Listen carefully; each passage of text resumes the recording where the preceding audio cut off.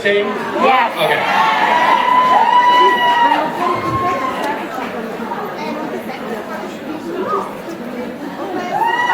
This is an awkward transition where it's like me on stage alone, and that means half of the people leave. Where's everybody?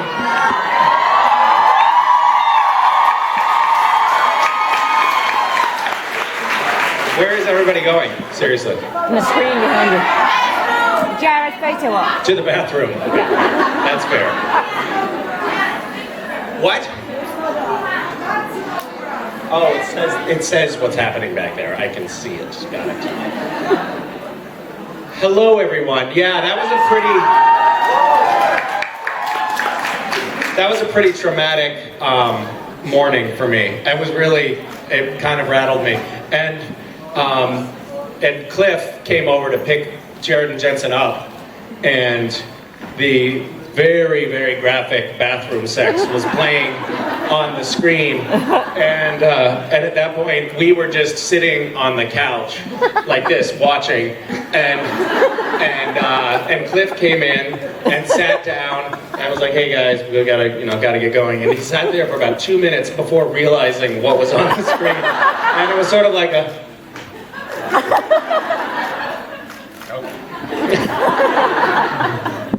slowly back out. Hi. Hi. How is everyone? How many of you have now not seen the finale of this season? Okay. All right. And how many have seen it? Good. All right. All right. Are we avoiding spoilers on this? Okay. Did anyone just say yes? The yeses are getting drowned out by the no's. Yeah, that was an intense end of the season, huh? Yeah, a lot of carnage. Thank you.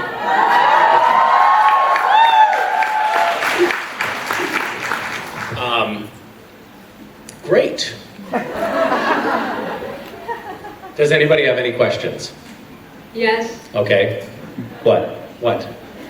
I wanted to know how Cass' idea of home has changed during the years and the seasons. His idea of home? I think Cass has gone from seeing heaven as his home to being homeless. Because I don't think that Cass ever feels at home anywhere, really. I think that he now feels somewhat comfortable with the boys, but he's never in his own element, really. He does see them as the closest thing he has to family, I think. And they say home is where the heart is, so maybe with the boys is as close as it gets for him. But he's still never truly at home, I don't think. Yeah. Thank you. Yeah. So life has gotten much worse for him over the course of, well, no, actually. Yes. Hi. Hi. I hope you're enjoying your staying here and you had fun during your trip in Iceland. I did. Are you Icelandic? No. No. Okay. I can tell you this. I tried the fermented shark. I guess they take a shark, they bury it in the sand for 6 weeks, and the meat kind of rots a little bit, and the urine from the shark's body soaks into the meat and helps preserve it. Sounds disgusting. It was challenging, really challenging. I thought I'd just pop it, it was like a relatively small piece, I'd just pop it in my mouth to be polite and get it over with, but it was like a little bit too big to just swallow right away. So then I had to chew it for a long time, but it was like really sinewy, and I started sweating. And I was determined not to spit it out. But now I'm getting the chills just thinking about the fact that it went into my body, so that was probably a bad choice. So I have a question, but first I wanted to tell you just a little thing. Okay. You have recently reached 100 episodes on Supernatural, and it's amazing. Thank you. And so, yeah, congratulations. Thank you. And if someone thinks that Cass is not important for the show, or you're not, I don't really know what show they are watching, because you and your character are fundamental for the show. Thank you. Thank you.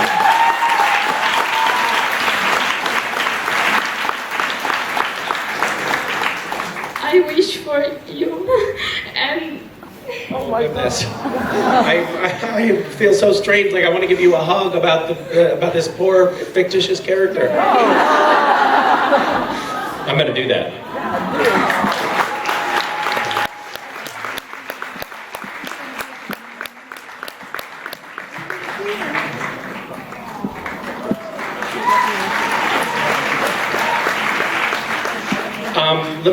Here's what I'm going to say about Castiel's recent unfortunate events on Supernatural.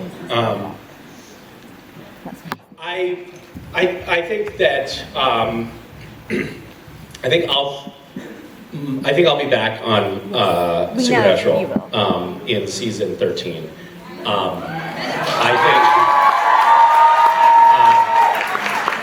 I think we will see Cass again, but the question is what this death does to him.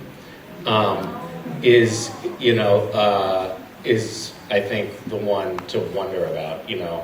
In Supernatural, a character's death can mark a big sort of transition point for them, and I think that I think what we need to wait and see is like how this transforms him. But I do think we'll see a version of him again. There's also this parallel universe in which possibly everyone is alive in a different iteration. So you never know. Yeah, so the question is, I love your face. She's like, yeah, that wasn't my question, but thanks for usurping my time at the mic. I love your family. So what's the favorite thing you like to do with your children? That's a good question. I really like just following their lead on things and letting them sort of take charge on something. I like going on little adventures with them, like we'll go into the park for a hike to try to find bugs or something like that, and we'll bring all kinds of tools to find bugs, like big nets and long poles and things that are heavy and completely useless. So I like doing stuff with them like that, and I like when they say the strange things that children say and ask the questions that they ask, because they are little reminders that that the world is full of wonder to new eyes. My daughter just asked, "Hey, can I wear pants when I have a baby?" And West said, "No, Mason, because then the baby would just get caught in your pants and get squished." And Mason said, "Oh." And then West said, "Hey, how do babies get made anyway?" And Vicky was like, "Well, it's a man and a woman when they can put very special love together, and they do a really." I don't know why she got like 1950s about this, but she said, they do a very special kind of hug, and Wes said, "I think I know what kind of hug that is. It's a naked hug."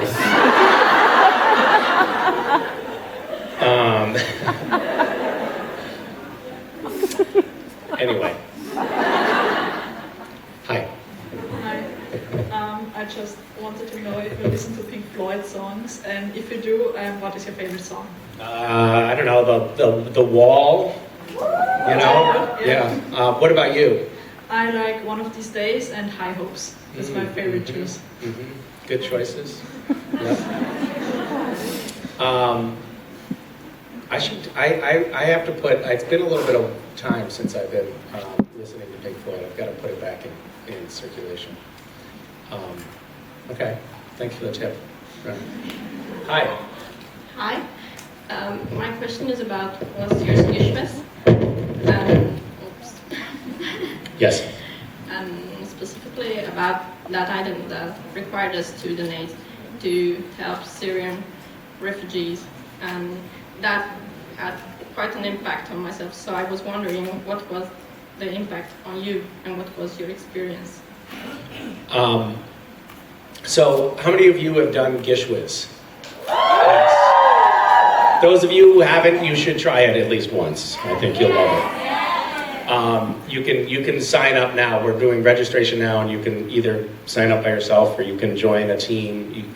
We'll put you on a team if you don't have a team. Or you can ask people who just put their hands up and maybe they'll let you join their team. We did this we did this item last year I think it was maybe on Wednesday or something. It was sort of partway through the hunt. And it said, get 10 people, I believe, to donate to this fundraiser to raise money for this Syrian refugee family. We had found this family living in Lebanon. The mother had been shot in the spine and paralyzed, and she'd been stuck in this tent for 2 years, had not been out of the tent in 2 years. And the kids in the family were in really dire circumstances as well. So we put this item in the hunt, and we didn't want to make it so that you had to donate if you were playing Gish, but we made it so that you had to find other people to donate. So that was the challenge for this item. And we thought, if we can raise somewhere between $40,000 and $50,000, that will pay for them to get a house, that will pay for them to get the kids in school, and that will pay for the mom to get some medical attention. And that will pay for them for several years. So in the morning we woke up and there was already $60,000, which was like enough to take care of them for 5 years. And so we got on the phone to this amazing photographer named Giles Dooley, who lost 3 limbs to an IED. And so he only has one fully functioning arm, and yet he still travels around the world doing photo documentation of refugees in refugee camps. Just an incredible person. And he had told us about this family because he had done a story about them 2 years before, and he was really even Angelina Jolie had interviewed him about this family. Like it got a ton of exposure, and yet that family was still living in the same shitty situation. Even though it had gotten press all over the world because he had reported on it, this family had had nothing change for them. And he was feeling really depressed about this because he felt like, what's the point of my work? What's the point of telling these stories if telling the story doesn't change the circumstances of the people that I'm talking about? And so he was overjoyed to find out that we had finally gotten the money to get them into a totally different circumstances. And then he found another family for us, another family that had a heartbreaking story. The daughter in the family tried to kill herself twice because she wanted there to be enough food for the other kids in the family. And we got enough money for them and another family and another family, and it was just amazing. And it felt so, for me, you asked how I felt about it, it felt incredibly profound and also extremely exciting because I love the idea of turning doing good into a game so that we can actually have 2 different kinds of joy from the experience. One is the fun of playing a game, and the other is the deep gratification that you get knowing that you've actually materially changed someone's life. So the idea of bringing those 2 things together and having it actually work. I mean, a lot of times I feel like I have this sort of personality that says, yeah, let's try this crazy thing. And sometimes it doesn't work at all, And a lot of times I'm sort of asking people to trust me when they shouldn't. But when something like that happens and it actually works out, it feels really lucky and thrilling. So I felt great about it, to answer your question. And we're now getting the photos from these kids moving into their new apartments that Gish and Random Acts facilitated, and the girl, the 12-year-old who tried to kill herself, is now saying that she wants to be a doctor when she grows up, which is amazing.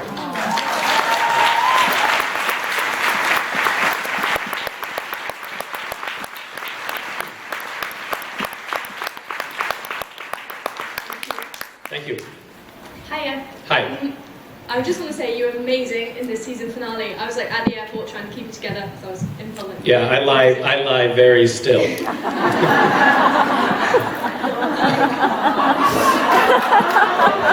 Slowly goes over the room. Quotes you don't want on the internet.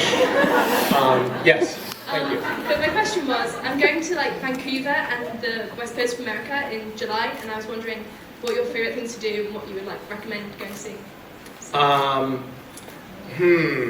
Well, I think you should probably go out to the islands, the San Juans, Oh, yeah. or the what are the Canadian islands called? Gulf Islands. Thank you. Those are pretty beautiful. It's actually kind of like the most beautiful place in America at that time of year. You can see killer whales.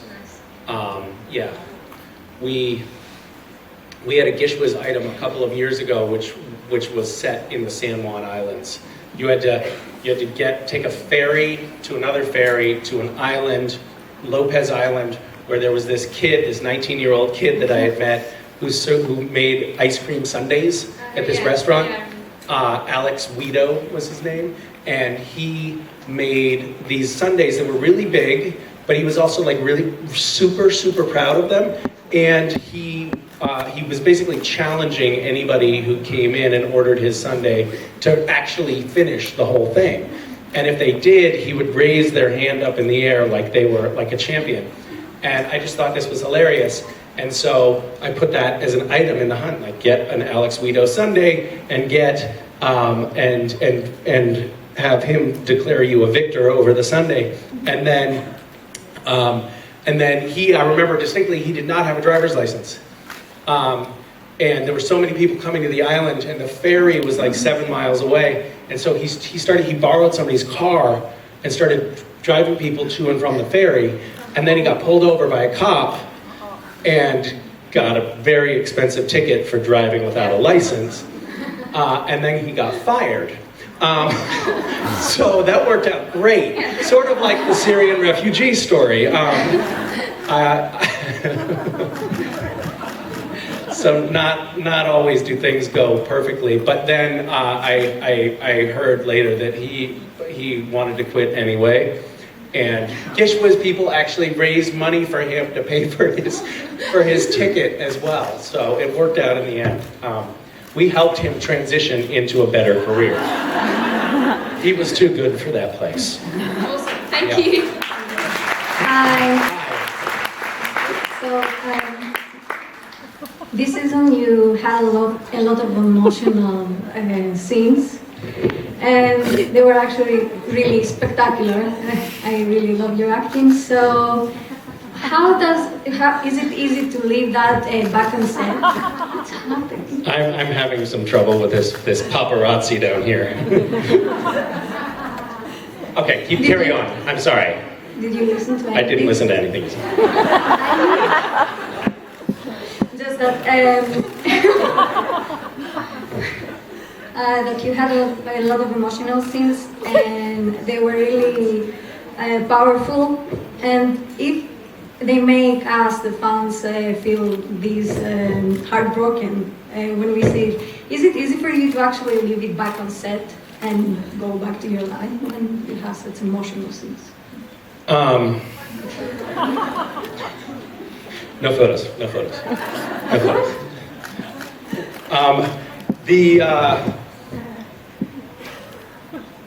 I think there are times when you feel a little bit of a residual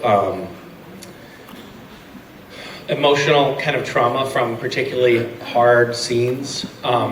We have a lot of experience of like just going back and forth, and we feel comfortable in the environment on set, and we can basically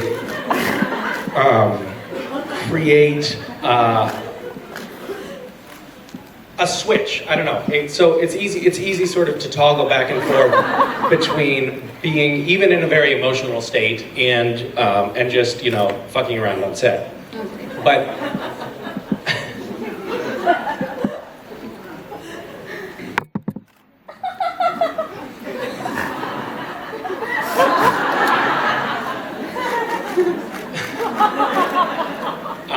but I have had experiences, and there have definitely been times on, and actually I should say it's also different for different actors. Like we've had guest stars who come on who get like into an emotional state and they stay there all day, which looks very hard to me. But there are also particular scenes that stand out that just make you feel a little bit more desiccated and raw at the end.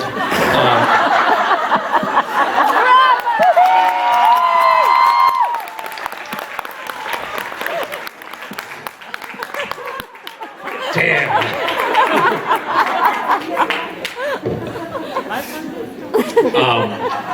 I felt like in episode 19, I believe it was, when I was like dying on the couch in that barn. Yeah. Was that 19? Episode 12. Was that 11 or 12? 12. What was 19? It was with the power up. Okay. With Dagon. That's right. Oh well. I know my stuff. So, yeah, that was a little tough, that scene. For us too. I'm trying to think of a time when I had a hard time leaving it.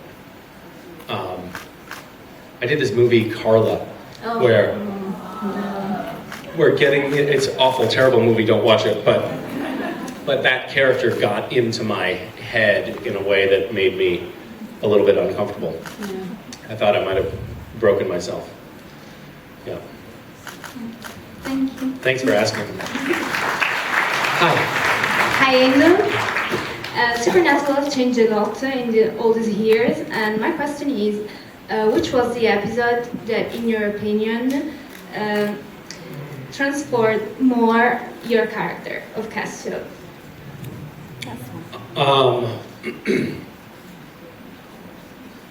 Shit. Difficult question. That is a difficult question.